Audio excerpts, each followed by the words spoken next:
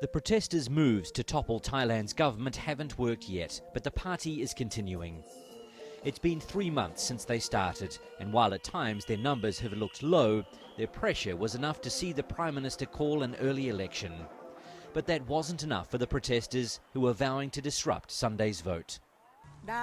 We could go along and vote against the government, but it wouldn't guarantee any justice in the next government. In past elections, it was clear they bought votes. As the days draw to a close, many of the protesters settle in for another night on the streets. It's at this time that protest guards increase security. In recent weeks, there have been several gun and grenade attacks on the rally sites.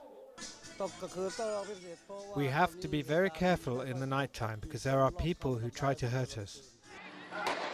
Some attacks have taken place in daylight. On Sunday, a protest leader was killed in a shooting by mystery gunmen. Wichan Sukmangnop was also shot that day. One bullet went through his cheek. He says the attacks won't scare him or other protesters away. I'm not scared at all. I will rejoin the protest when I leave the hospital. We have to reform Thailand.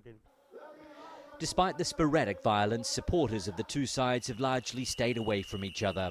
The fear is that if they eventually come together in big numbers, widespread violence will break out, possibly even civil war. At the moment, it's difficult to see how Thailand's political crisis will end. It's been dragging on for years, and the two sides seem further apart now than they've ever been before. On one side, the government believes the election is the only way to prove who has the right to run the country. But the people here believe the election will prove nothing. For now, the two sides sing the same anthem, but they have very different views on who should be in charge of the country and how it should be run. Wayne Hay, Al Jazeera, Bangkok.